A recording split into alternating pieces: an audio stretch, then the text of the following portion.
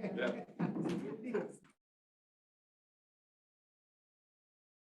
Through and so.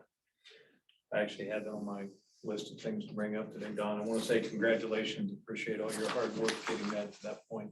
Well, it's, we're finally just about there, so. Commissioner Supis, there's also item number 9 on commissioner business. Yes, so the city attorney decided yesterday that the city needs to do that deed transfer by ordinance. So that's going to push it out probably towards the end of June before they're going to be ready to transfer that deed. So we can postpone that until we get a little closer to that date on number 9.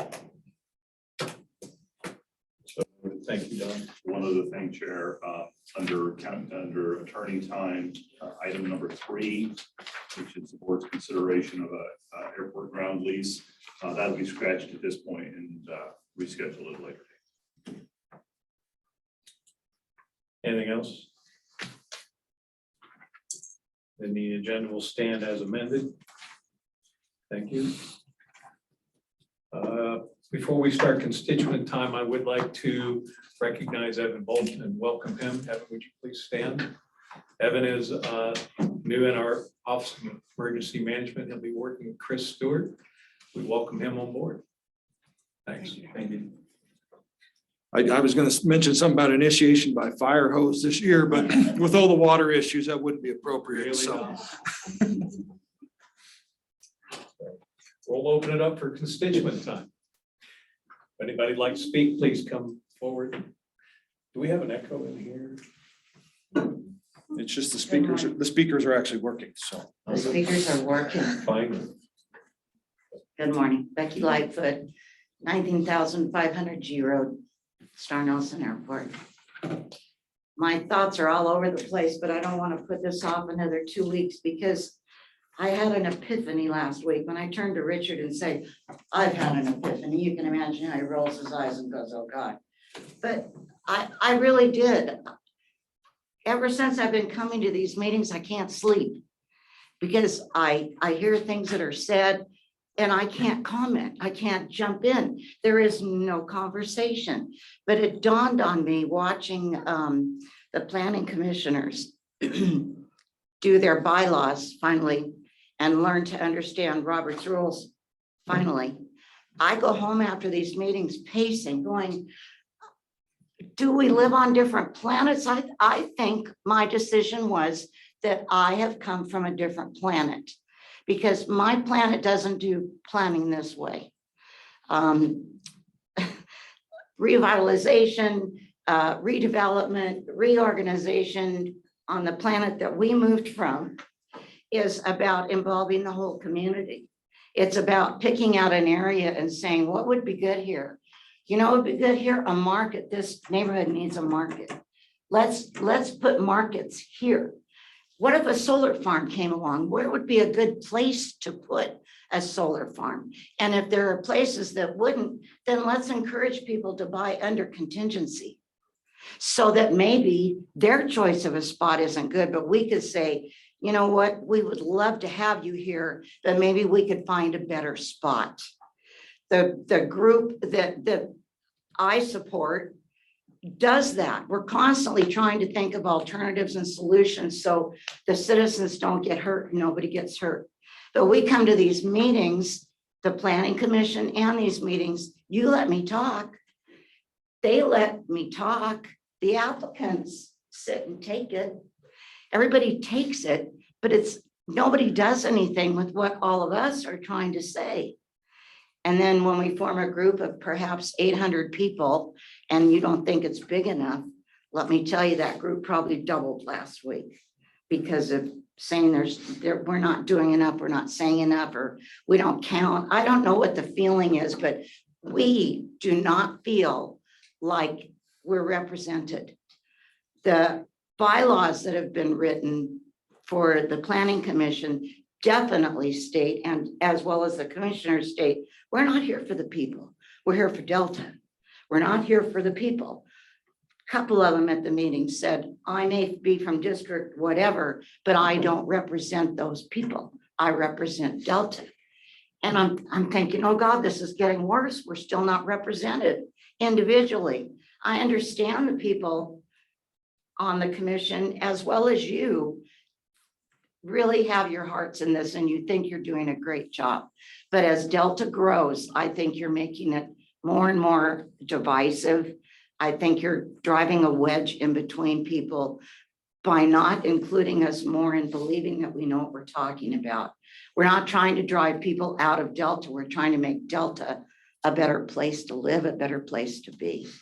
And through all this process I've been in the last 2 or 3 years, I want to thank Robbie for stepping up and finally making me feel like I matter.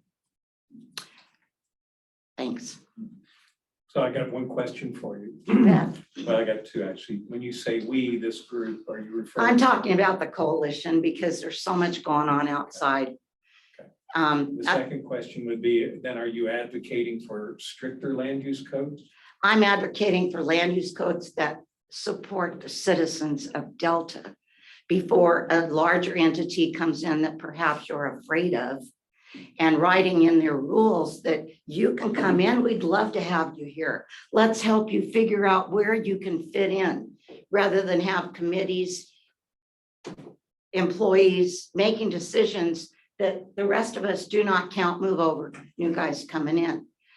It doesn't work like that in my planet. And I'm in my 70s now and I'm watching you guys do this going, you don't do that? You don't try to help the people? We are trying to help people, but thank you for your comments. We will continue to take them to heart as we work on this. Okay. Anyone else today in the room? Anybody online, Lindsay? I would like to speak. Natasha. Go ahead, Natasha, please introduce yourself. Good morning, Commissioners. Natasha Leger, Executive Director, Citizens for a Healthy Community based in Paonia. I wanted to talk today about your agenda item for the letter on the Iron Point, Gunnison Energy's Iron Point oil and gas development plan application. And that letter has not been provided to the public, so I can't really comment on the substance of the letter, but I did want to say that the Form 2A, or the location assessment comment deadline, was on Friday, May 12th. So that deadline has now passed. So there's no real urgency for this letter to be sent without the public being able to review that. However, the hearing officer has stated that comments will be accepted on the application up until the hearing, and that hearing has been rescheduled to July 12th. So there's really ample time for that letter to be shared with the public and for the public to be able to comment on that. So that's first and foremost. Second, I wanted to say that this is the first oil and gas development plan application in Delta County since SB 181 was passed and the new rules. I think it also demonstrates the importance of the county having its own rules to protect against the surface impacts of oil and gas developments. And there are two particular areas that I'd call your attention to, which are geological hazards and also the protection of Cottonwood Creek. There are no buffers right now on Cottonwood Creek, which would be an opportunity if the county had oil and gas regulations to be able to better protect that tributary. And then also there are a number of inconsistencies in that application between all of the plans. So I do hope that when you are drafting this letter that you consider all of those inconsistencies. And I think we're all on the same page, which is that our objective is to ensure that this plan is protective of public health, safety, welfare, and the environment. And right now there's some considerable inconsistencies that raise some questions. So those are my comments for today. And I hope that you can provide that letter to the public for review. Natasha, thank you for commenting today. And you do realize many of the same issues that the county has addressed here, CHC is also addressed. You mean in our letter that we submitted? Yes, Oh, okay, wonderful. I look forward to reading your letter. so, very good. Anybody else in constituent time today? I'm sorry, tell me what CHC is? Citizens for a Healthy Community. Thanks. You're welcome. Anyone else? We're going to close constituent time then and move on to County Clerk Terry Stevens. Good morning, Commissioners. I have the minutes for the May 2nd, 2023 BOCC regular meeting. Is there any additions, changes, or deletions? I have none. It looked good to me. All good here, Terry. Thank you. Okay, thank you. That's all I have today. We'll move on to Commissioner business. Item 1 is board's consideration and discussion regarding the official posting of the land use code to the Planning Commission.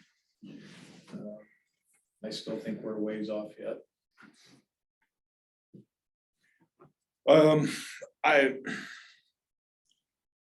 I mean, we don't have a technically a draft plan in full.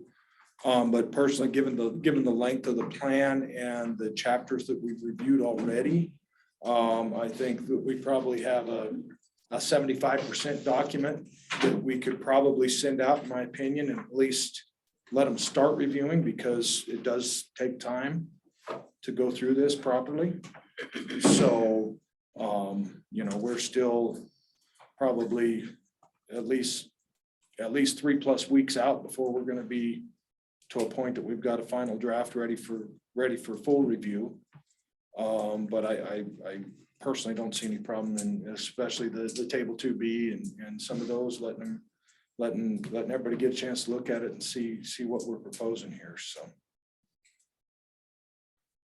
And by saying you get a chance for everybody to see, we would release it to the planning commission and the public at the same time. I mean, it's technically a public document. Anything that comes in front of our eyes is technically a public document. So I don't see a problem in it. I think we've done a good job. We've been very thorough, and I think the public in general is going to be appreciative of the document, because it's addressed a lot of the issues that Ms. Lightfoot brought up with their group. So I think we're on the right path, and I think there's not really any reason to not release it. And then when we get to the point that we're ready for a final draft, then we can do that as a motion of this board and release it as a final draft. But at this point in time, I don't see anything wrong with releasing what we've generally discussed for the most part. I guess my concern, Don, would be version control. I'd rather have one complete draft rather than piecemeal it, so that when everybody sees it, they understand that's the entire document, and they're not looking back and forth between different versions trying to figure out why it's not there. Does that make sense? Well, I don't know. I've sat through these meetings with 3 or 4 different versions sitting in front of me the whole time. So I think version control was gone 6 months ago. So, Yeah, but you're immersed in it. Not everybody is. so, well, but that's my opinion. And I mean, if you guys disagree and rather release it as a full draft, I understand, but that's my opinion. So. Our next work session is Wednesday of this week. Yeah. Tomorrow.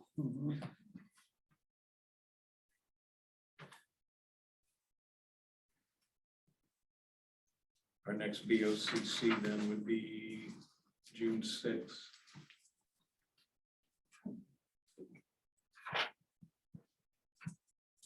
May I suggest that we finish our work session on the 17th, get a final review of the draft, and then discuss this on a release date to the PC on the 6th, and give them at least 30, if not 45 days or more Well, and that's kind of my thought behind it is this, I mean, basically we just lengthen out the time, especially chapter 2, which is, you know, the bulk of the challenge in the document. You know, I think that one requires the most review of probably the whole code. And we've pretty well beat that thing up and went over 9 ways to Sunday. So like I said, chapter 1, 2, 3, I think we could easily release those 3 chapters, and I don't see us making many changes to those before we come with a final draft ready to go. We haven't seen the final draft on any of these chapters, though, have we? Everything's, Technically, we have. I mean, technically, what came back to us the last time was but it still has all the edits and red lines and.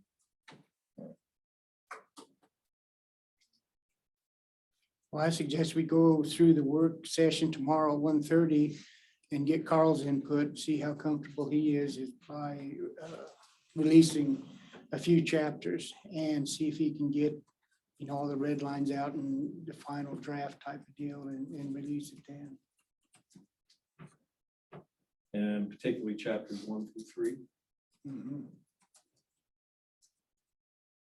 Without all the red lines and crossouts and everything, get the. well, they need to, the other challenge is, you know, we've got, and I understand that part is, you know, we've got red lines of versions. And to be a true red line, it needs to be a red line of the 2021 adopted plan. So that, you're right, that may take a little bit of work to get a true red line of the plan.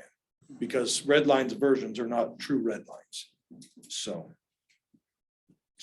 yeah, I will concede that we probably need to make sure that we have a true red line version ready to go. Okay.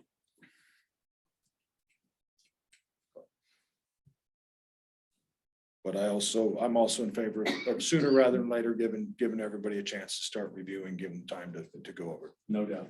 I agree wholeheartedly. Fine with me. Okay. So John, you're shaking your head.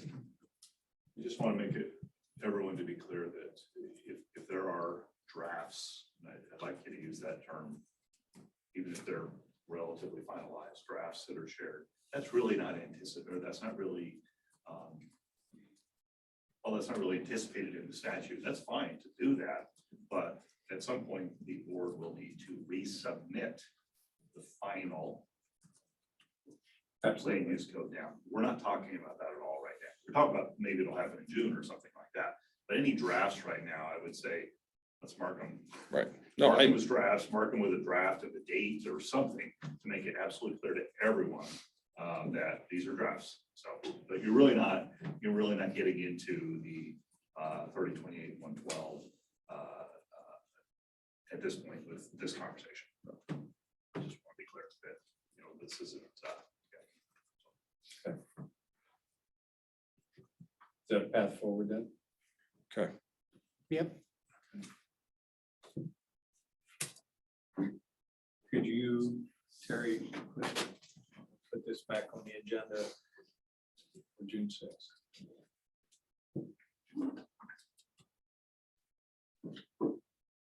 Thank you. Robbie? Okay, next is letter of agreement with National Forest Payments Funding. Then in 2022, National Forest Payments received from the Secure Rural Schools Act $192,577.53. And again, keeping with the allocation that you have historically done, then the distribution of the 50% is split between the school district and the county road and bridge. The distribution of the remaining 50% then is 30% to Title III, which is the Community Wildfire Protection Program, the school district, and county road and bridge. And so this letter of agreement is consistent with what we have done on a yearly basis. The Secure Rural School funding comes in on an annual allocation through Congress. And so it's not always guaranteed. This agreement is signed by Delta County as the chair, as well as Karen Gibson, superintendent of Delta County School Districts.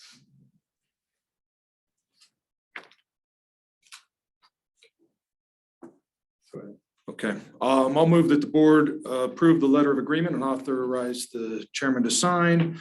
This is for National Forest payments for secure rural schools for a total dollar amount of $192,577.53 to be divided amongst the school, county road and bridge, and set aside for Title III.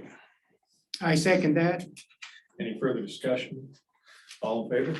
Aye. Aye. Aye.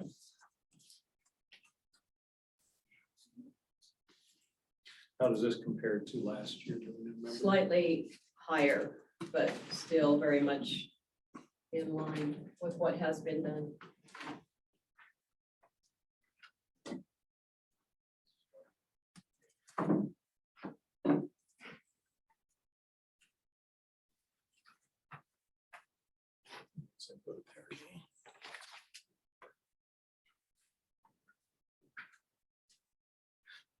Next, ratify warrants. I'll move that the board ratify the warrants from the various funds. Warrant numbers, expenditures paid by warrant numbers 147653 through 147898, and ACH transactions 470 through 473 from April 11th, 2023 through May 8th, 2023, totaling $1,806,675.79 in accounts payable and $1,567,559.95 in monthly county human services and health department April 2023 payroll. I second that. Any further discussion? All in favor? Aye. Aye. Aye. We will pay the bills. Robbie, you got the next one? Greg is here. This is to ratify the contract, the Public Health Emergency Preparedness Contract that provides emergency response dollars for the health department to support all the medical and environmental health and emergency response in the county. The amount is $56,835, and it's already been signed by Commissioner Coons and just needs to be ratified. I move that we ratify the chairman's signature for the Colorado Department of Public Health and Environmental Preparedness and Response Contract Amendment number 5 in the dollar amount of $56,835. Second. For discussion? All in favor? Aye. Aye. Aye. Thank you. Thank you. Thank you. Next, we have Sheriff Taylor. Yeah, Jackie Felix. Craig, would you grab another chair?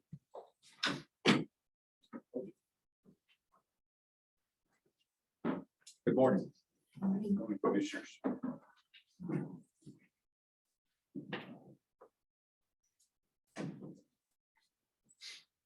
First of all, I want to introduce Jackie Felix. Jackie has worked in our jail for several years as a control room tech. Recently, she went to work for Integrated Therapy. She's still in our jail doing the JBPS and the program and substance abuse. More recently than that, as you know, Joel Watts has attended these meetings with me as the coordinator of our JBPS program. Through a mutual agreement, Jackie became the coordinator. Joel stepped down from that position, mainly due to Jackie being involved in the jail for several years and knows the program inside and out. And Joel just has a lot of things on his plate right now. And Jackie agreed to step into that position and run the JBPS program in our jail for us. So we're here today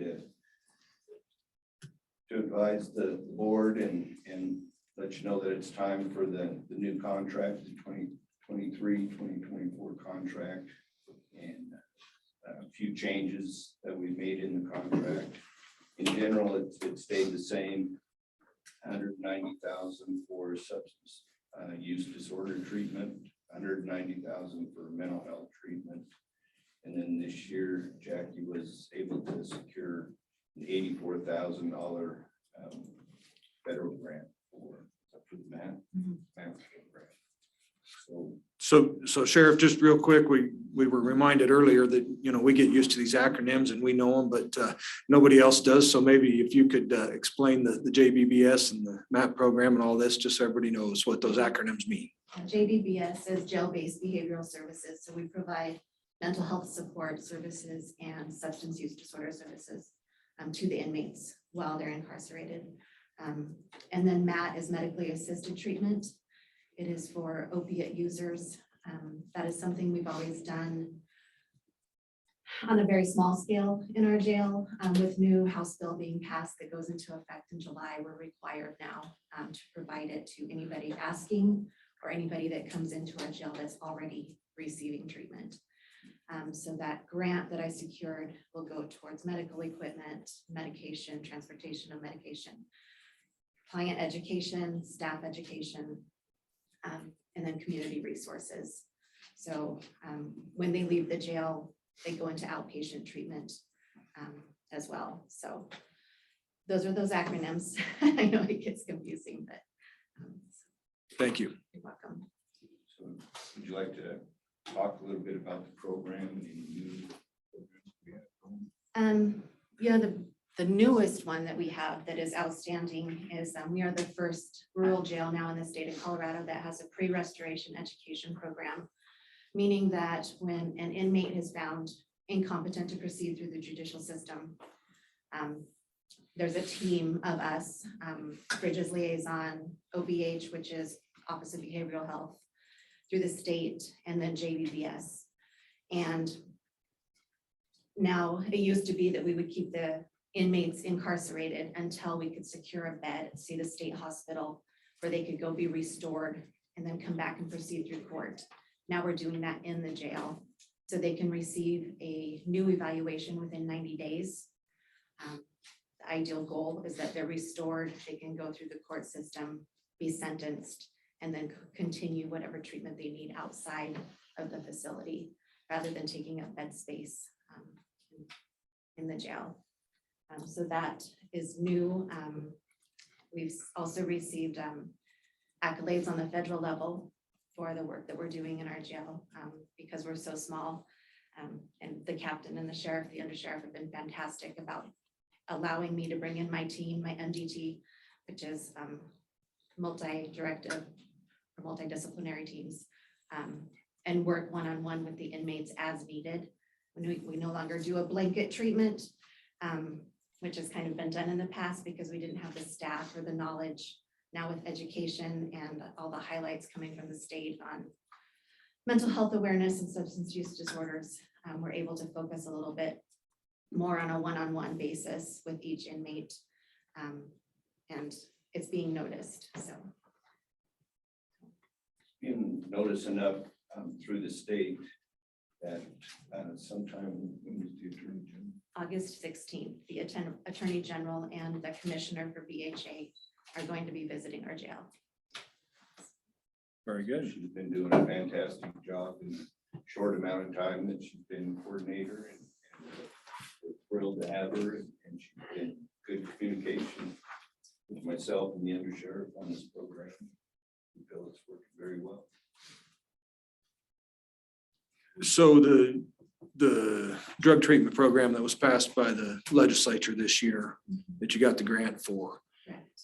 do we have any idea, is this grant going to cover the cost? Is it going to cover half the cost? Do we know what the out of pocket is expected for the county on that? There will be no out of pocket for the Okay. county on this. What the grant does not cover, we are allowed to use funding from that $380,000 to cover if we need to. The only caveat is that we cannot use the federal grant to cover anything within the JBBS program. Okay, So there'll be no out of pocket cost to the county. okay, thank you. You're welcome. Have we received those funds yet? That is what this contract is for here. It's part of that. So have you, in the inmates and clients that you've been working with, have you seen a positive outcome for them yet? We're fairly new into the program, so we do have, of course, community-based networking, and that is definitely a positive outcome. So we're not just putting them back out on the street with a pat on the back and saying good luck. You know, they're leaving our jail and they're going straight into another facility where they're going to receive the same support a bit on a wider scale, because Medicaid does cover the program. So we're hoping the idea on the state level for this grant is harm reduction. They're less focused on sobriety and more focused on less recidivism and overdose deaths. And so, you know, those numbers, we're just gonna have to wait and see, since we're just barely in the beginning stages of that. Hopefully this time next year, we'll be able to answer that question a little more thoroughly. That'd be good. And as far as the pre-restoration education, I think that we're ranked top in the state with our educator that we have coming in. I think she also does it in Mesa County. She has 7 clients and she's got 5 graduating, which is outstanding. So we're running that same program here, just on a much smaller scale. Very good. Jackie, you've taken on quite a task here, I have. and we appreciate that. Thank Very you. much. Thank you. You're welcome. So gentlemen, this is an action item. I'll move that the board approve contract amendment number 2 of the original contract number 23 IBEH 174448 for the dollar amount of $380,000. I second that. Just gonna mention the total amount. Oh, you want it's a 2-year total that we're approving here, or is it just a single year? With federal grant on there, it comes out to $464,000. Okay. Okay. Then I amend the motion to $464,000. I amend my second. Any other discussion? All in favor? Aye. Aye. Aye. So we don't. Do I need to sign, or is that just you? It's just for the sheriff. Just the sheriff. Want to make you aware of what's going on in our jail. Well, we appreciate that. Please keep up the good work. Thank Yes. you. Thank you very much. Thank you, Sheriff Taylor.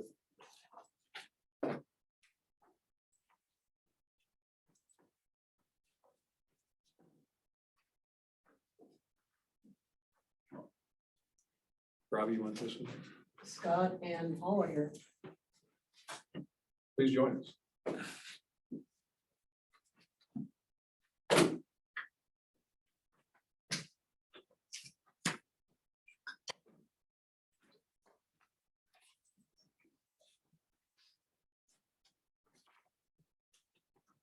Thank you.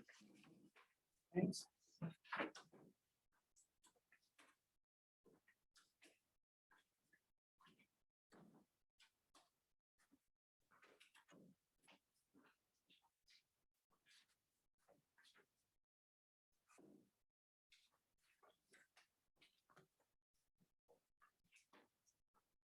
Go ahead, good gentlemen. We would like to talk about the jaw crusher and who we would like to award to. And for the record, this is RFP 2023-13. Right.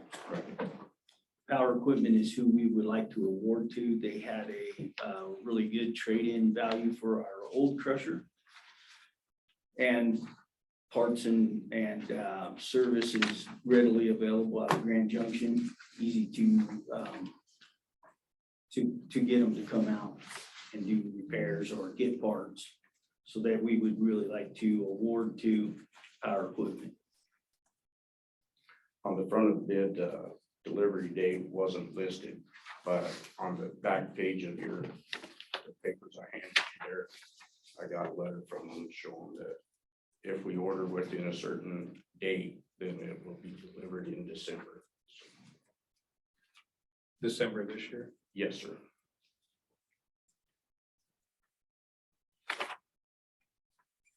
So we had 5 bidders.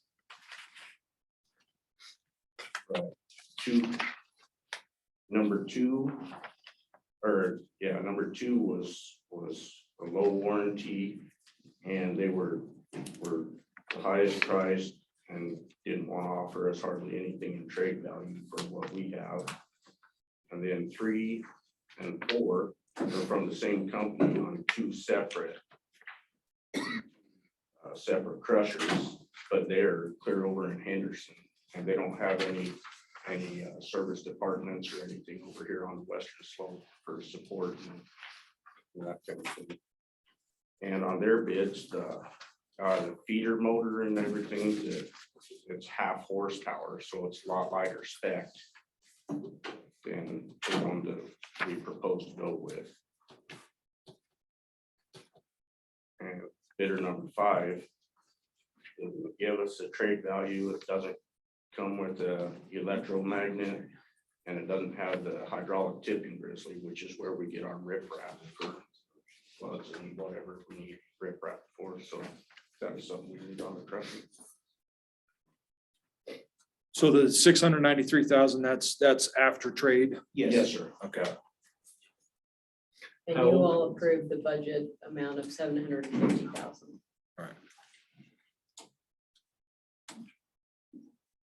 How old is our current drill crusher? 250,000 is what. No, how old is it? How old? Oh, how old is it? It's 1999. So 24 Relatively years. new. Yeah, it just broke 1 or 2 rocks in the state.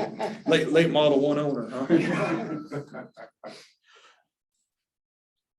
Other questions for Paul or Scott on this one? No, I just, I want to give kudos to Paul and his crew. They really do an amazing job. They're the unsung heroes, the guys behind the curtain of Road and Bridge. And they, you know, if it weren't for them, things would be a lot harder and a lot more expensive in this county, so. You have to tell someone, pound sand, why not? No, Paul, so thank you and thanks to your crew because the work you guys do is appreciated, so. And I went out and looked at this. Paul's happened to be sick that day, of course, Right? but the repairs that they've done to keep this thing functioning is extensive. And I'm sure metal fatigue comes into play So too. that's a lot of it. You know, you can work on something so long, but when your base structure gets weak, putting new steel on top of old iron doesn't hold up. Okay. So it'll be the pleasure of the board. I'll move that the board approve RFP 2023-13 to Power Equipment Company out of Grand Junction with the trade-in price of $693,649. I second that. Any other discussion? All in favor? Aye. Aye. Aye. Good work. Thank you. Thank you, guys. You guys. Thanks, Paul. Appreciate it. If this fails, we lose this. Right. Right.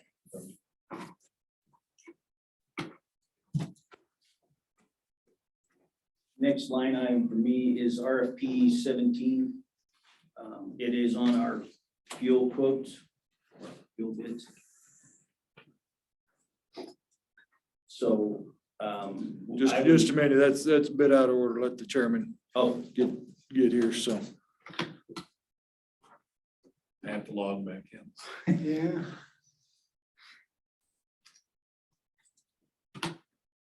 So we're going to skip to agenda item 11. 11.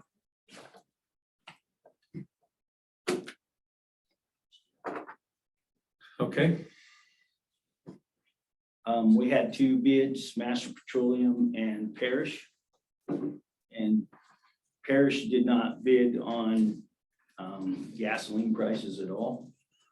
They only came in with diesel.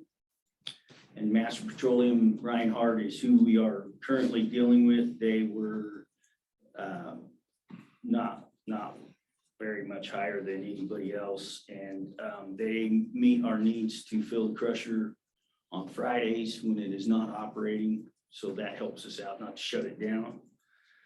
And they cover the 12-hour lead time instead of 24 for Parrish.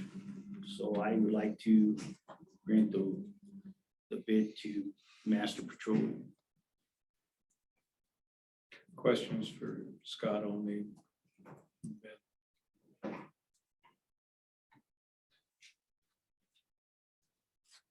I have no questions. No, I'm fine. Will it be the will of the board? No, I move that we approve RFP 2023-17 for Master Petroleum for the fuel prices. And the grand total is $813,875. Second the motion? Just clarification, that's grand total for diesel, the 813. You have grand total for super at 16,000. Grand total for regular at 82,632. And grand total for mid-grade at 11,684. Okay. I amend my motion for those grand totals on the various gasoline prices. Second. Any further discussion? All in favor? Aye. Aye. Aye. So done. Thank you, Scott. You're welcome. Thank you.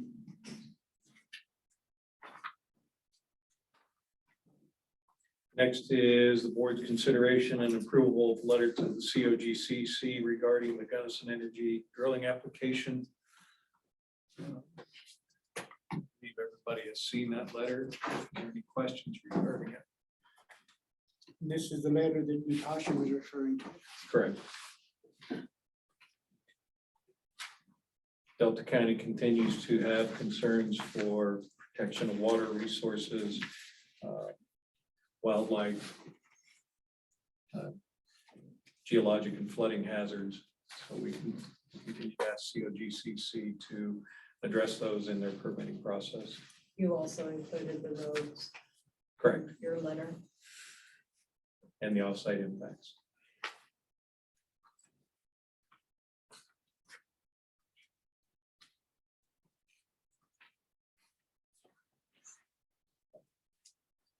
Well, I move that we approve this letter to this Colorado Oil and Gas Conservation Commission and authorize the chair to sign and send it out. Second? Any further discussion? All in favor? Aye. Aye. Aye. Thank you, gentlemen. Agenda item 8, this is discussion and possible acceptance of Delta County for the maintenance of Mystic Mesa Road.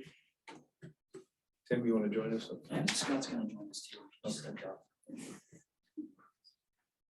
Do you want to wait on Scott? While we do that, I'm going to grab my coffee cup that I left in the kitchen. Nobody knows who you are. It's an epidemic.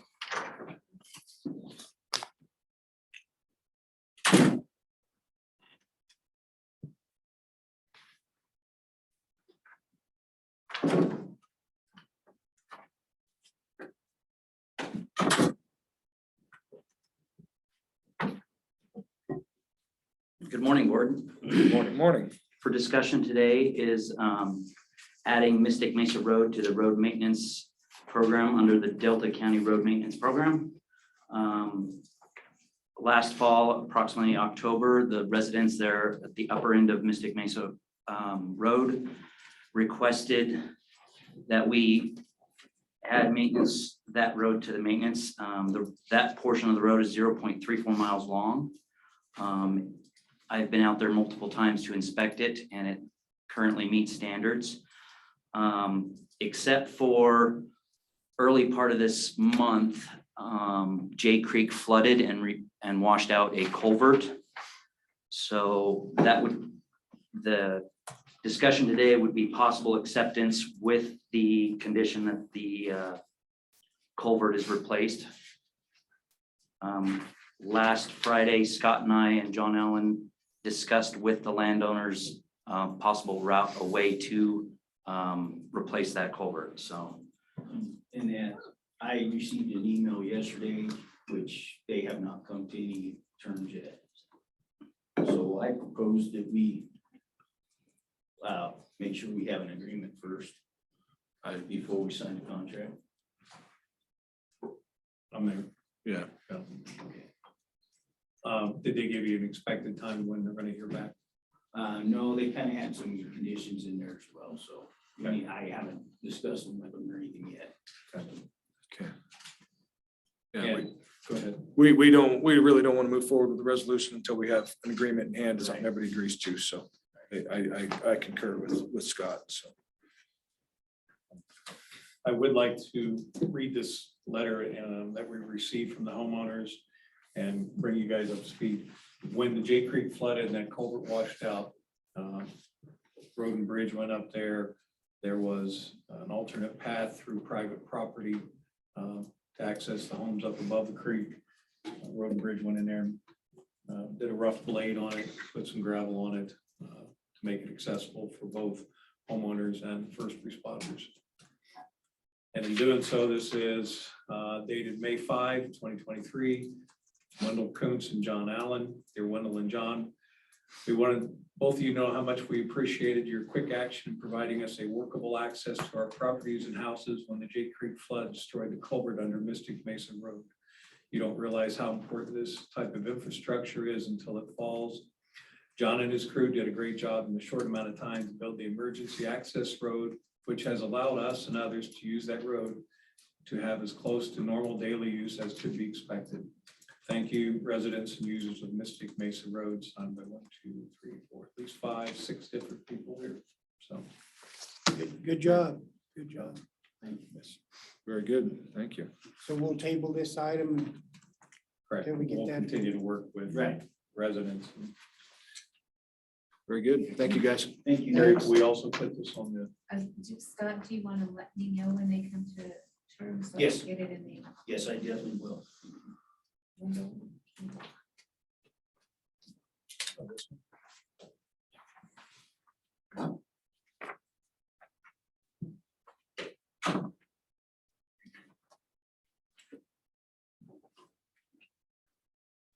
number 9, we covered already. Anything else on the library? No, just, like I said, as soon as we take a break here, we can make a walk over there. Anybody'd like to go see it? It's a good time to see it. The library's just barely started to move in, so it's a clean space, ready to go. A little bit of paint on the outside walls, pretty much all we're lacking right now, so Looks so nice. it'll be fun. They're looking for volunteers to help pack. books, Yes. too. Yes, if anybody wants to help pack books, they're looking for help, so. And again, Commissioner Supas, you have been a driving force to get this to completion in a very timely manner. You didn't have any gray hair before you started. No, that's right. That's right. I look pretty good for 25, don't I?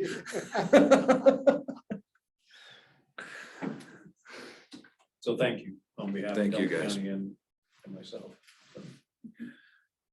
Item agenda 10, board's consideration for reappointment of Delta County Historic Landmark Board members. Robbie. Okay, you have a letter before you. The Historic Landmark Board then makes their recommendations to you all as commissioners of various buildings and properties that are in unincorporated Delta County that shall have the designation of Delta County Historic Landmark. These board members are volunteers and they put in a significant amount of time, not only researching areas, but working with landowners. So currently, the board members that have been appointed are Leanne Hunt, representing Eckert, Jim Wetzel, representing Hotchkiss and Delta, Claudia King, Paonia, Joe Oglesby, Crawford, Dave Cotton, Hotchkiss, and Brad Davis, Delta. So with that, then comes before the board just your recommendation moving forward that we go ahead and reappoint all of the existing board members for the 3-year terms. They've all agreed to continue serving for this function, and again, volunteers that are excited to preserve the historic landmarks in Delta County. Very good. I'll move that the board approve and authorize the chairman to sign the letter reappointing Delta County Historic Landmarks Board, listing the members as presented by Ms. LaValle, and offer a thank you to all of those members for the time that they put into it and the dedication to this county. I second that. And this is an all volunteer board too, It and is. volunteers are hard to find. Any other discussion? All in favor? Aye. Aye. So done.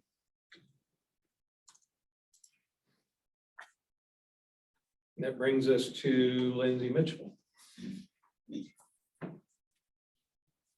So fast.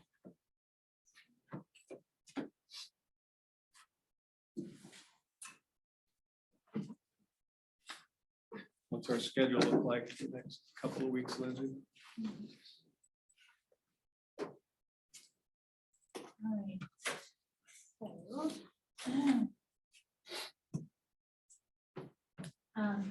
today you'll have the road and bridge work session.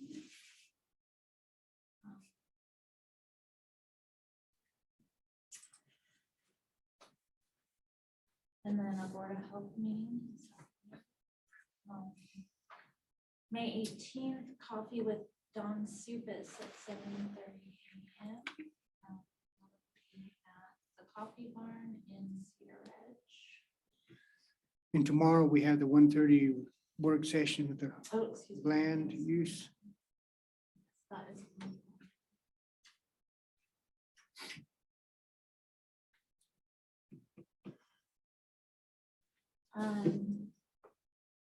May 19th, the Western Slope Runoff High Water Coordination Call. May 20th, I'm just gonna plug this, is the predated landfill. May 22nd, the Tri-County Luncheon. And that's in Grand Junction. Yes. May 22nd at 1:30, the spring coordination call.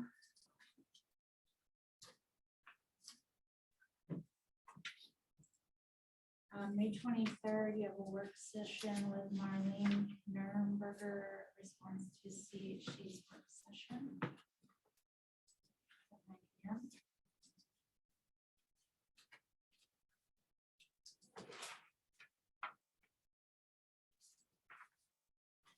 May 23rd, vice voice and JV meeting.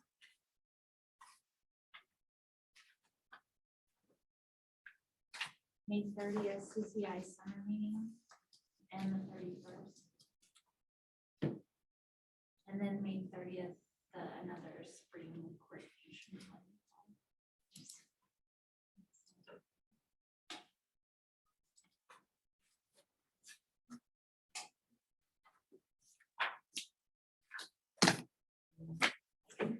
Okay, thank you very much. And this is for Mike mainly. June 5th, I've got an Uncompahgre Valley Water Users Association drought meeting. That's something that you'll be attending also. June 5th, yes, So could you get that on both our schedules? Don, is that something you're interested in? Yeah, why don't you go ahead and put it on my list too. It's 2:00 in the afternoon. Okay.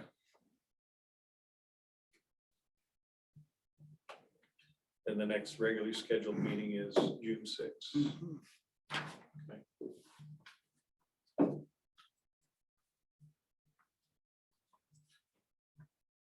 Anything else, Lindsay? No, sir.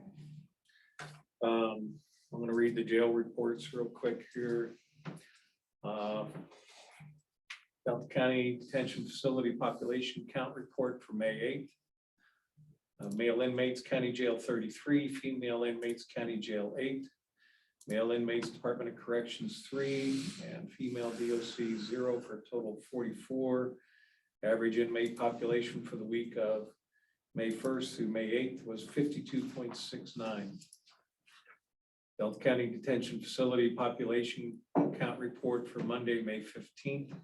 Male inmates, County Jail 30, female inmates, County Jail 8, male inmates, Department of Corrections 4, female inmates, Department of Corrections 0, for a total of 42. And the average daily inmate population for the week of May 8th through May 15th was 52.13. Couple other quick things here. I think everybody's heard by now, but Les Bergelman has passed.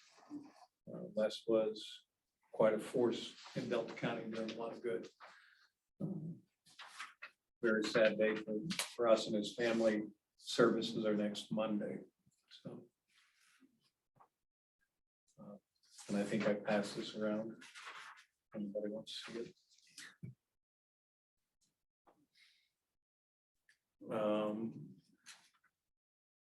At yesterday's flood meeting, there's discussion ongoing about Delta County or the sheriff's office looking to discourage or even close the river if we really had any jurisdiction there. I don't think we do. But we should note, and Lindsay's been doing a good job of getting the note out there, that this is not a time to be on any of our local rivers. The risk of capsizing and hitting trees and floods and bridges is just really great. We've got both G50 and the Delta County Fairgrounds boat ramps blocked to vehicle access. Last week, we attended the Child Abuse Prevention Fair held by Human Services. Just want to remember that April is Child Abuse Prevention Month. I think that's all I have. Robbie, anything? Terry? Planning is at 10 o'clock then. We'll be adjourned until 10. Those who want to join Don with a quick tour of the new library, please join him. Okay.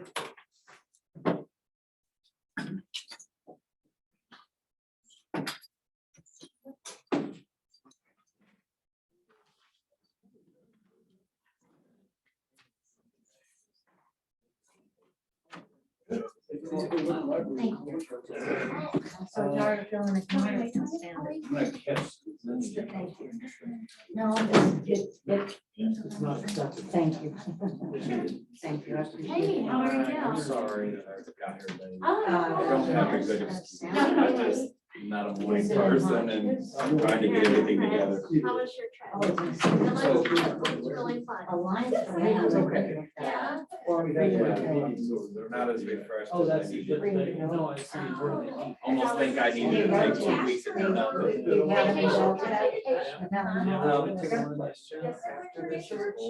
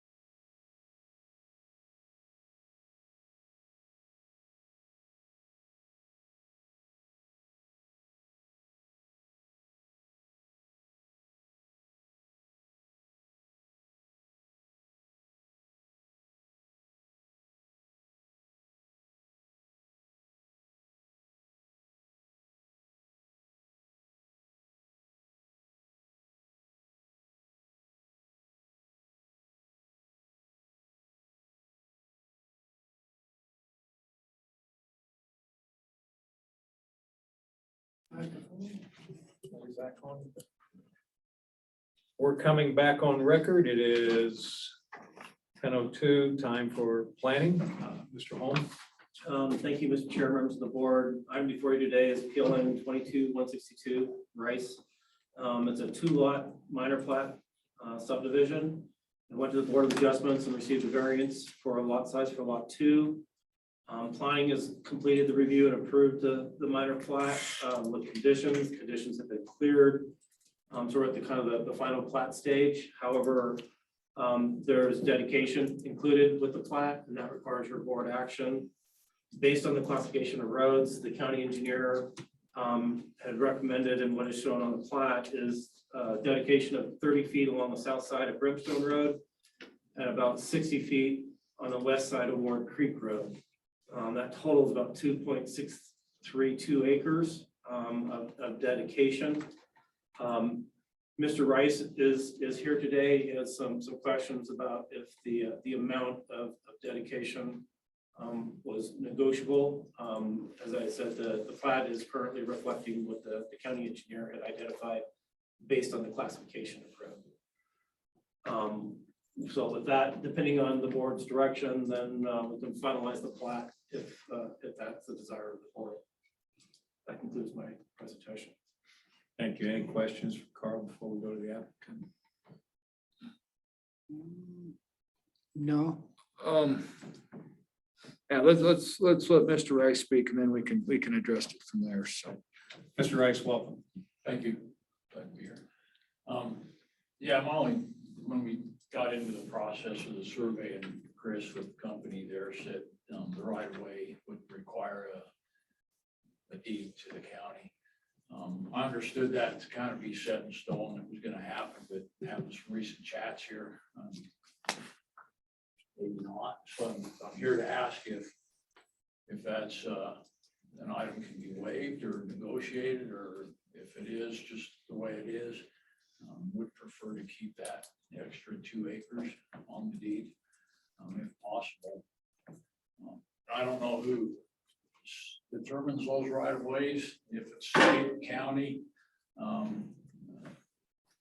and based on traffic flow, or is it, what made Ward Creek a major thoroughfare or a major artery down through there? If it was a possible bypass from Highway 65, I don't know, but I do know Ward Creek's not that busy. I get up and usually run it 2-3 times a week, and if I see 10 cars on it in an hour's time, that's a busy day. That's not counting what I don't see as well. But, anyway, so I guess my request is if that can be waived, I'll get the survey redone and show the current or the existing property lines. So to answer some of your questions here, it's a bit of all of the above. So road right of way is a county policy. Any development of property requires road right of way if it hasn't already been given. This, protects the county's ability to, properly maintain our roadways, do what's necessary, utilities, the whole works. So right of way is pretty much a standard, and that is based upon the classification of the road. So depending on the classification of the road, the lower classification, the lower the right of way requirement, the greater classification, the greater the requirement. As far as not giving up any right of way, I can tell you that probably won't work, because that would be totally out of the standard that we've set decades ago. But there is a chance that we can have a discussion about the 60-foot right of way, because that does seem, Carl, is that 60 foot from center of roadway, or are we trying to take more than? It's more than center because of where the property line was located. So I would have to double check. with the county engineer. So Mr. Rice, we've seen this plenty of times. I was trying to look at it on the plat and I couldn't get it to play nice with me here, but I kind of wondered if that's what it was. Years ago, when they plat out these properties, they would plat the whole property across the road. Okay, and we see this a lot. And then, so basically that roadway is pretty much all within that property line, even though, by all laws, prescriptive laws, it's public road right away, it's public road. And so, we obtain that right away to make sure that, we have that protection. I think you kind of got the rotten end of the stick because the way that was laid out for you before. Because it would just be the standard 30 foot from center would be the standard. But the fact that the road went through your property, you kind of on the hind end of that one a little bit. So predominantly most of the Ward Creek is on our property based on the survey. Right. Right, so, and that's, anybody that developed on the other side of Brimstone, they would have to give up that 30-foot there, so then that Brimstone would have that 60-foot total right of way. So, and that's the way we achieve these right of ways is through development, and that's been, like I said, that's been a practice for decades, so, I think. Otherwise, we're kind of maintaining private property. Yeah. Yeah. You kind of are. Yeah. I guess I could put a toll road up maybe. Well, hey, yeah, you, like I said, the laws in this state for prescriptive roads that would have been a tough court battle for you, but. Yeah, I wouldn't have gone that route. Right, but that's, sadly, that's the challenge you face with where that road's located. But when I was reading through the plat, that was a question I had. But So in the future, if nobody does a subdivision and on up and down Ward Creek and the county in the future determines we've got to have that land, how does that eminent domain piece work? Do they pay them for the land? I guess my concern is I'm deeding it, not getting anything for it. In the future, from what I understand, possibly people would get paid for their land. you're absolutely correct. If you chose not to develop and the county ever went in and decided it needed to do an upgrade of that road, then yes, we would have to come back through and do a property acquisition to make that happen. Yeah. But as it's kind of this follows the principle of development pays its own way. And that road right of way is just standard procedure. And that's not just Delta County, that's every county municipality in the state of Colorado. So, Just don't take it short of the stick on that. well, yeah, I mean, you drew the short straw on that property with the way they laid that out from the beginning, sadly. So, Okay. Carl, is this the minimum amount of acreage that would the county be required? Well, the practice has been the county to ask for dedication to the center line of the road. On Ward Creek, it's a little different here because the center line, the property line goes about 10 feet past the center line, so that's why it's 60 feet. But it's be 50 foot of right of way from the center line. For I think the portion on Ward Creek Road, because they are doing it development on that side. The subdivision is on Brimstone, and it's a 2-lot subdivision, small lot. I'd have to kind of look to John a little bit on that one, because there is past practice of the county. and I do question. I mean, if we're talking, a 50-foot from center line, I do question that classification. Ward Creek. There's really, I don't see a reason for us to have a 100-foot right of way down Ward Creek. And that would possibly be the question we could ask is, do we make that a 30-foot from center line instead of 50-foot from center line on that section? If future development ever came along, then we might be wishing we had, and I don't know how many other properties up and down Ward Creek have we've got that 50-foot from center line right away. Offhand, without looking at right away now. I think, just throwing it out, I don't know how quickly you're looking to have this done, Mr. Rice. Well, that's hard to say. We would like it done fairly quick, but I'd also like to, process to readdress the 60 or 50. Wouldn't take too long. I'd be willing to go that route. I don't know what that involves, the approvals from your end. I personally, I think maybe we need to take a look at that road classification again. And then maybe look at some of the other properties we've got up and down that Ward Creek and just see where we're at on that. So we're consistent. We need to look, we don't want to set a different precedent, but I can also understand your concerns because, Ward Creek really shouldn't be a major arterial here, I don't think. But, if you've got a little time on this, I would personally have no problem giving us a chance to go back and review and have engineering get us back a report as to other roads on that, other roads, other properties on that road and what they've given on easement, and also, kind of why that thing got classified the way it did. I would be comfortable if you got some time where we could review that. Carl, where did the planning commission end up on this? Planning commission, it did not go to the It's planning commission. it's a- The adjustment approved the variance for the lot size, and then planning as the director, it was an administrative review for the minor plat. Okay. So you got a couple of months' time, is okay? Well, yeah, probably not really. I mean, it's hard to say. We got the cart before the horse in a sense. I mean, we've got, my sister's gonna build on that lot. They've actually put a manufactured home in. That home is ready.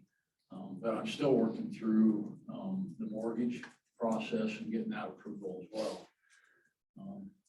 So I would take a chance to say, yeah. We could, I mean, I'm sure we could have this back and be able to review it here again on June 6th meeting. Okay, Um, and we're only talking 3. Right, the other challenge you'd have would be, there would have to be a bit of a redo on the surveyor end of it Yeah. to redraw that line, but that wouldn't be, well, I don't think that'd be a big deal, so. They could do that fairly quick. And the Right. deed, right? Right, and the deed, yeah.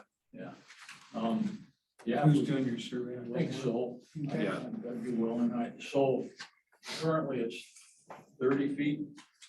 Is that what? Well, it's 30 feet on 50, Brimstone, 60 feet on Ward Creek is what it is.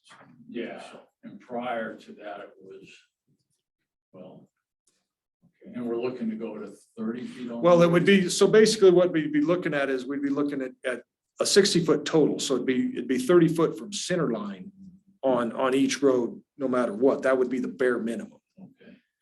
We have to have at least that 30 feet, just, Based on road classification. yeah, just minimum standards require that. Even the low used dirt roads, we still require that.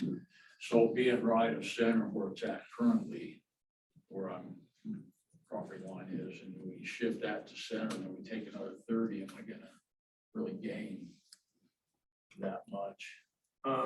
Since the property line is on the other side of the center line, it'd be about, maybe 10 feet in some places up to. To do 30 foot from center line would actually be like 40 feet from Ward Creek, I believe. I Yeah. just kind of Kind quick assessment, yeah. versus 50. I mean, I'm trying to get it in my head if 10 feet's really for me, gonna amount to much. And once again, you could chat with your surveyor and he could get you those ultimate acreages if you want. Yeah, yeah. And then would we so Brimstone's gonna stay 30. Yeah, 'cause we're that's okay. yeah, we're still, I mean, just because the precedent was set, like I said, decades ago. Yeah. And so that 30 foot from center line is going to be the minimum, no matter what standard we look at here. So, So we're looking at 2.6 acres. about And I could- over, and I'm not thinking, you might gain half an acre or so, I'd guess, but yeah. I don't know that that's worth it to delay it. Really, half an acre. In practice, it's not gonna change anything. It's legal. and Yeah. I mean, that's a total guess. I mean, that head factor is a guess. I don't want you to think like that's a firm measurement that we've come up here. That would be something that your surveyor would have to give you a firm measurement. Yeah. That's Don doing math in his head. And that could be a bad thing some days. So. Well, me too, but I don't know, based on that, it's running right of center line already, probably at least 10 feet. Not, it's probably not straight downward. But I'm giving up some to, If you'd like to think on this, we can table this to the June 6th meeting. I think we've got time for that, but then if we decide June sixth, will it delay it another couple months? Good. No, I don't see where it would be a delay that much. I mean, literally, you've already gone through the Board of Adjustments for your lot variance. So literally, it's just a matter of, the deeding of the right of way. So I think we could probably resolve it on June sixth. If all the paperwork was prepped and ready to go, I really think we could resolve it on June sixth. So on June sixth, I'd need probably, if I decide to go that route, new plat map and surveys, or just a decision from me on if I think it's worth it. We could approve it on a contingent of new survey plat. That's what I would suggest, is we just come back with what that looks like. Yeah. And the amounts, the board could accept the dedication and then direct staff to work with the applicant on the final deeds and legal descriptions and then the final plat. Authorize the chair to sign the final plat when that's all done. And naturally, we can't necessarily guarantee that right now, because we may come and find out there's several other properties that have already given up that right away, and then we're setting a precedent the other way. So, this is, this isn't a guarantee that we go that route either, so. No, I understand. Appreciate that. Yeah, I think I've got some wiggle room on that. We could at least look at it and understand. I apologize. I didn't talk to Carl about it before. Otherwise, I might have had a little better understand. We might have had to gain some time here, but I really didn't ask the right question at the right time. So, We prefer you make good informed decisions too. We try to. yeah, understood. Okay, if you wanna, get on the June, and I'll get hold of Chris and just see what those numbers look like. And we'll get together with the county engineer. Okay. And look at the right of way that's there along All right. Ward Creek. Okay. Okay. All right. And 10 so o'clock, June sixth. there's a possibility then that Ward Creek could get reclassified. Well, I don't know that necessarily that we would, we need to look at that classification. Don't necessarily know that we would reclassify the road itself. We may just look at, give a common sense look. Do we really need that much right away for that road? All right, sounds good. Yeah. Thank you. Thank you. Thank you, sir. Done. Carl, anything else from the board today? No, sir. Thank you. Then we'll adjourn till 10:30 for human services. Thanks, Carl.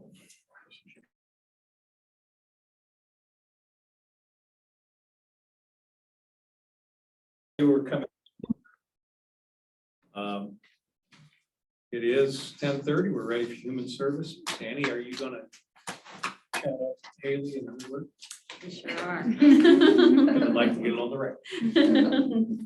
Good morning. So we will start, as usual, with the financials. So I think, are you presenting? All right. Oh, perfect. So you have your current March, the state is closed through March of 23.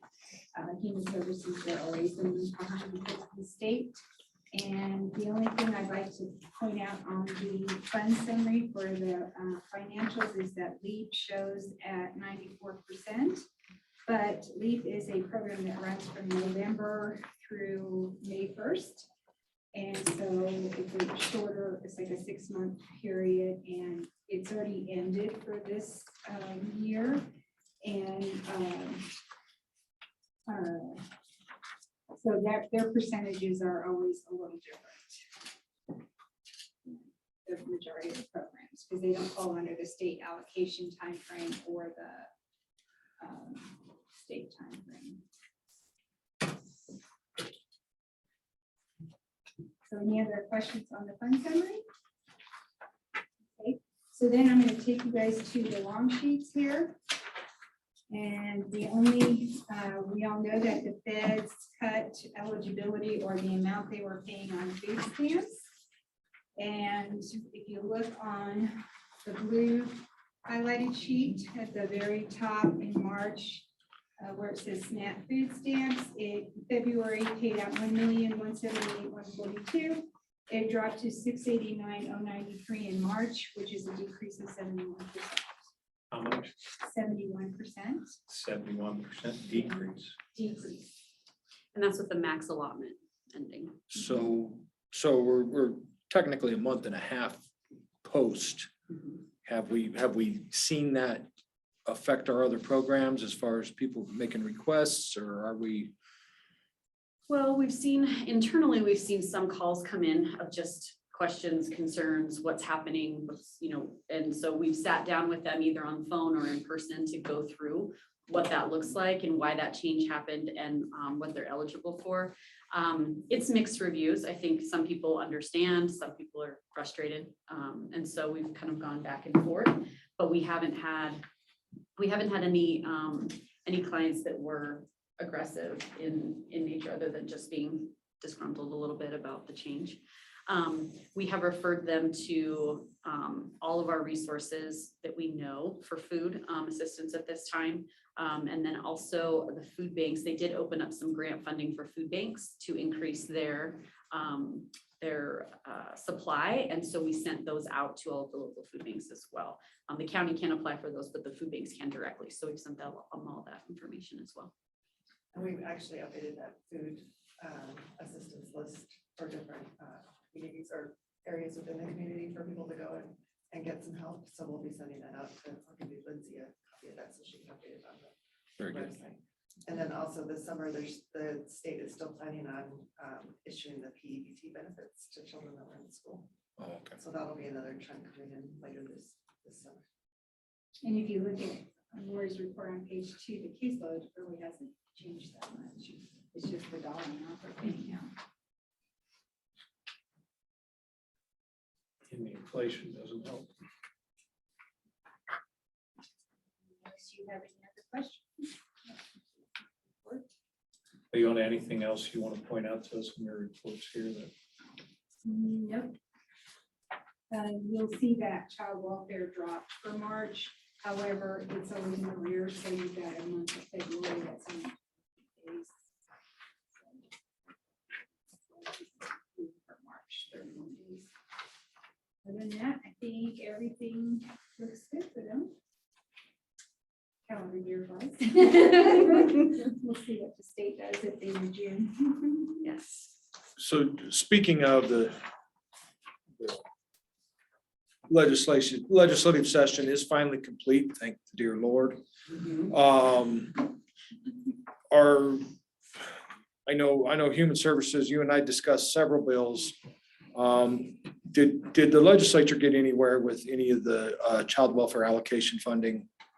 No, so their request is going to be based off of still continuing the work study. So they completed it essentially, and then when they submitted their first report, it didn't necessarily match up with the numbers that were needed to supply counties with staff, and also was taking a decrease from some counties. So it didn't really make sense in the formula that they used. So we had to do a second survey. And so we went through that piece of it. And then with that one coming out, it suggested that Delta County needed 9 more staff to include support staff, caseworkers, and supervisors. So we were hopeful for that. However, now the latest survey we have to complete for them to complete their survey is on May 26th. And that one is regards to the prevention caseload, because some counties use their prevention caseload to fund full-time employees for prevention work. We've used it. We carry, I think, 89 currently cases where we're providing services and therapeutic services to people in the community that don't have access to them normally, but we don't case manage them like we do other cases. And so it's not as intensive work for us, but now they're trying to capture what that number looks like and what, because it's different in every county. So once they complete that piece of it, I think that's when they'll finalize what numbers they're looking at in order to submit that to legislature for a change. So I would imagine, and I'm crossing my fingers at being the fall, that they'll get those together, but.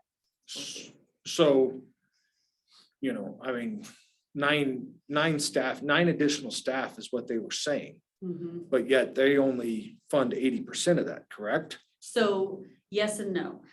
There is, we belong to not only, caseworkers can be paid out of the 80/20, but also we have a county staffing, which was, I think it's 242 I don't remember what year the bill came out though, but that came as 100% money. So right now we receive about, I think, 250-ish, 239-ish thousand that is 100% funded. However, you have to use your 80/20 first. And so you kind of have to play You with that a have to little bit. use the 100% funding for any new staff after, I think it's 2017. or Something like that. 18, yeah.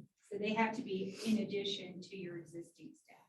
And you have to hire your 80/20s first. Yes. And then when you can go above that, then you can use the 100%.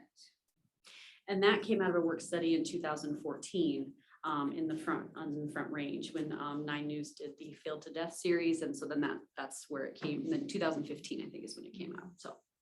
So we currently utilize that funding now. We have, but with our openings, it's hard. So Leona has to play with it a little bit. Yeah, they created two, they had the child welfare manager, which is Haley. And then they created 2 supervisor positions under, and those 2 supervisors positions are paid out of that 100% and an additional case aid, which I think you have 2 case aides. Yep. And 2 supervisors, so that's paid out of that 100%. So just throwing spaghetti on the wall, if they said, you got to have these 9 more staff members, how much are we going to be lacking in that 100% coverage? Depends on the state and the legislate, judicial or JBC as to what they provide for those requirements. Will it be an unfunded mandate? We don't know. So it's up to the legislature. That makes me feel so much Yeah. better. Thank you. You're relieved, aren't you? But we played with some things, like Haley is adult protection and child welfare, so we moved her under common support, which has helped a lot. So that takes away from child welfare and adult protection and frees up and moves her to an allocated fund that is not 100% spent throughout the year. So, yeah. Okay. And she likes it because she doesn't have to do time. A lot easier filling out a time sheet. In that vein of staffing, where are you at on staffing levels now? So we were down 2 positions, 2 caseworkers. And then we just, another caseworker has left to start 2 childcare centers in Grand Junction. So technically we are short 3 at this time. And we have 1 application in. And so we are going to interview that person and then we'll be back to 2, down 2, but we've been down 2. And as we've gone through staff shortages, we've been down 2 pretty consistently as the minimum for 3 years. So, and it'd be great if they funded those 9 and they gave us those, but that also means we'd have to have somebody apply. And so that's the difficult piece too, is really working with HR and trying to recruit as much as we can. And so we're working with the colleges. We have an intern that's going to be coming this summer. And we're actually going to have her go through the academy as well, so that while she's here during the summer, she can provide some of those things that will count as caseworker activities. Thank you. Didn't mean to sidetrack. No, you're fine. Okay, so the next one, and I apologize, I'm actually in a trial right now, so I did not bring your copy of the Chafee plan that I submitted with my attachments. But we do have the Chafee plan for 2023 for the board to look at and approve. And what that plan is we submit that every year with regards to our contract with CASA. And they provide independent living assistance to youth in the community, also youth in foster youth in transition. So it used to be that if you turned 18, you could continue in the custody of the department until you're 21. And now they've changed a little bit of how that case looks, and they've changed access to funding for them as well. And then actually any youth in the community that may have aged out or were in foster care at any time after their 14th birthday can also come back and access Chafee services as well for stabilization and independent living. And so we've continued this contract with them for several years. And they continue, in my opinion, to do great work in the community, especially with the housing, and they're continuing to expand services as well. There for your approval. So questions on this contract, because this is an action item. Mhm. I have no questions. None here. I will move that the board approve the Chafing State Grant Program Contract 1094 application for 2023 and authorize the chairman to sign. I second that. Any further discussion? Hearing none, all in favor? Aye. Aye. Aye. So done. Perfect. Thank you very much. I think Do you have a that, copy with you today? I don't, unfortunately did not bring it with me because I'm in a trial in the courts right now. But I can submit that to Terry. I submit it with my attachments, but I can get it to you guys to sign. And thank you for that support because I think that means a lot to a lot of kids in the community. So next would be the update on the homelessness initiative grant that we applied for and received the $115,000. So that piece of it, we have completed the scope of work. I believe Leona will submit, I think, a W-9 to them, and we will receive the purchase order for that. But we have submitted that, and so I will submit that with next month's meeting notes so that you can see that scope of work and what our targeted audience is, how we're going to keep track of that grant, and in the North Fork, how to plan to work with the city and the North Fork. And that's what it covers, basically is assistance to all of the community in the county. So I want to give you that update, but we just completed it this past Friday. So. And there's zero county match on that. Correct. Haley, do you want to talk about your fave? Yeah, I think it went really well. We had a lot of good community support and a good turnout of youth and families. So we're proud of that. So thank you for coming and doing the proclamation. I think we had double the providers in attendance that we had previously. So I think that that was really nice to see as well, and the interaction that they had with families that came. So that was good too. Still sad I didn't get the bouncy house. There was a really mean woman in charge of that. She was like the guard of the bouncy house. You would have had to take your shoes and socks off. Thank you for all your efforts in putting that together, though. The kids were having a good time, and I hope that the adults got some real good resource connection there. Thank you. It was really great to see Baca there as well. I think we really appreciate working with them and their support for our kiddos. And so that was really nice too. Do you want to update on the RFP? Sure. So we're still waiting to hear who they're going to award contracts to for HICPUP. And actually they pushed out the date. We probably won't know anything till mid-June now. So we still are just holding on tight for that. But HICPUP has picked up Health Maintenance Associates.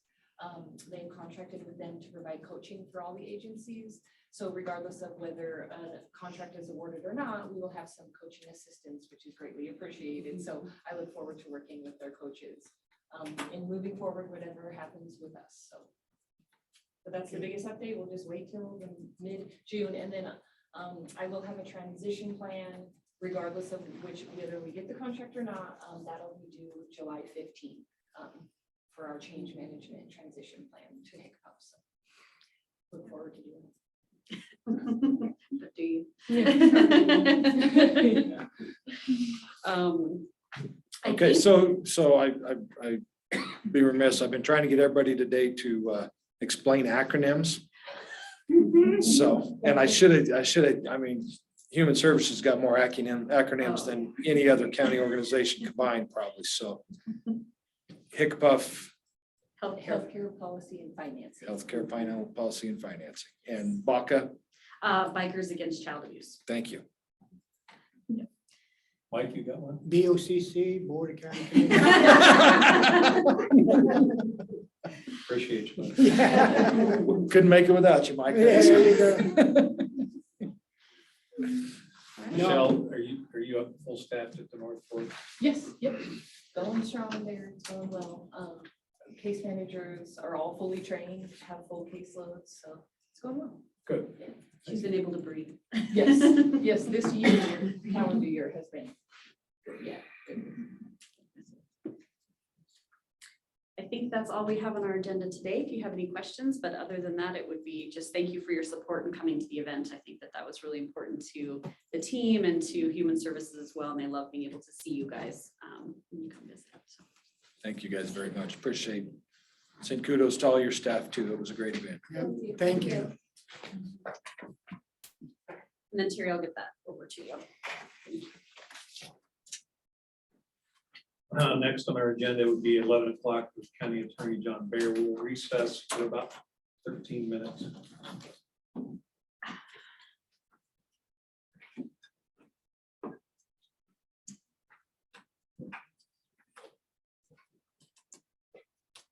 Good luck, Annie.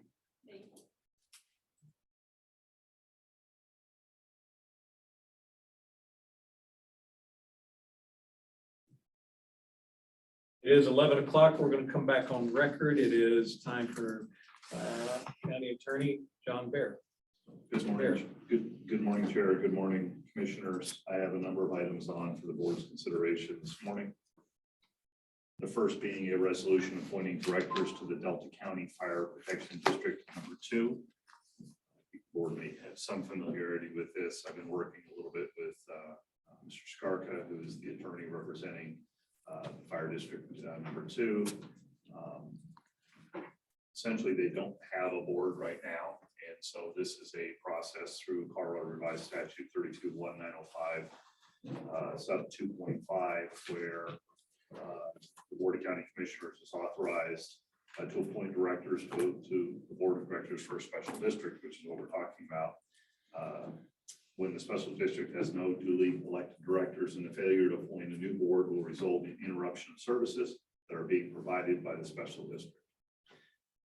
So the district has nominated 5 persons to serve on their board. That's Richard Kinsler, David J. Herr, Stan Park, Connie L. Johnson, and Calvin C. Campbell.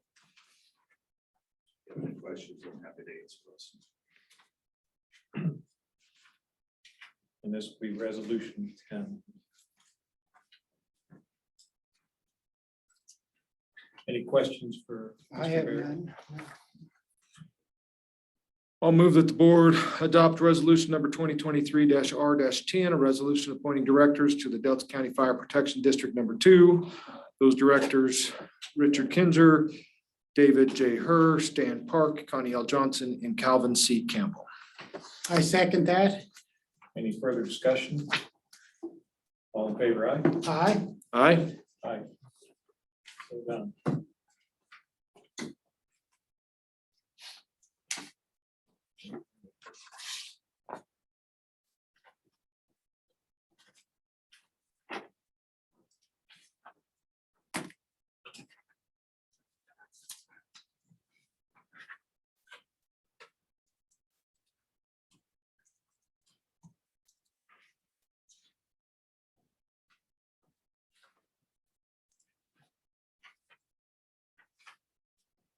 There's just one copy, John.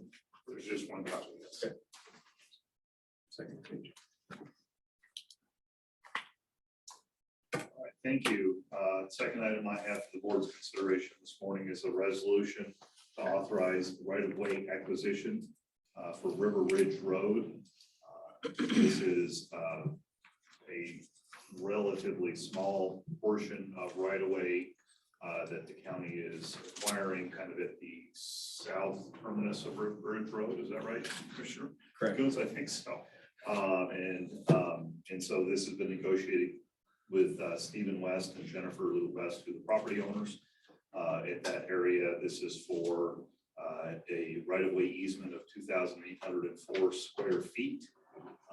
So what you have before you today is the resolution as well as the memorandum of agreement. The cost for acquiring the right-of-way is $2,000. So the things that are included in the resolution is the board authorizing the transaction, the board authorizing the chair to sign and to sign the memorandum of agreement, and authorizing the county attorney to sign all additional documents necessary to kind of complete this. So if the board authorizes this resolution today, signs the MOA, I'll continue to, my office and I will continue to work with the West, and we'll go ahead and wrap this up internally. There doesn't have to be formal closing or anything. And this provides a hammerhead turnaround for the south terminus of the road. I move that the Board of County Commissioners, County of Delta, State of Colorado, approve resolution number 2023-R-11, a resolution to authorize right-of-way acquisitions for River Ridge Road. Second. Any further discussion? All in favor? Aye. Aye. Aye. So done.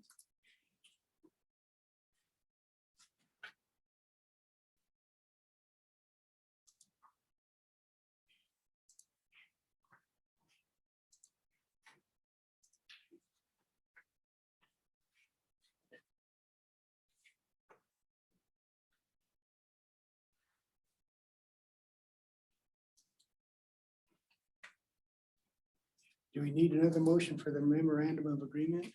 No, it's It's covered. included in one of the authorizations in the resolution. Is for the chair to sign that MOA.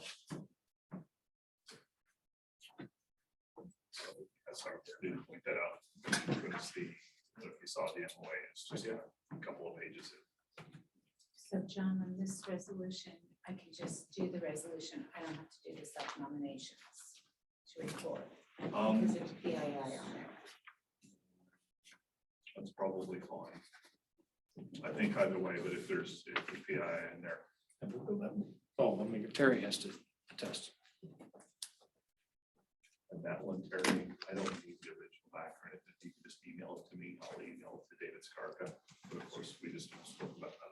So. Okay, all right. So thank you. That's all I have on the board's agenda for regular session. I do have one item under executive session this morning. That would be pursuant to advice of counsel, Colorado Revised Statute 246402-4B. Topic this morning would be discussion and advice regarding eligibility terms for the Planning Commission. I'll remind everyone present the discussion of this legal question and the advice received from counsel constitute a privileged attorney-client communication. No record or electronic recording is required to be kept. I remind the board and all present in the executive session to limit your discussion to the applicable legal question. I'll move that the board go into executive session under advice of counsel. Section 24-6-402 sub 4 sub B of the Colorado Revised Statutes for discussion advice regarding eligibility and terms for planning commission. Present in this executive session will be John Bear, Robbie LaValle, the three commissioners, Terry Stevenson, Lindsay Mitchell, and that the board adjourn directly following. I second that. all in favor? Aye. Aye. Aye.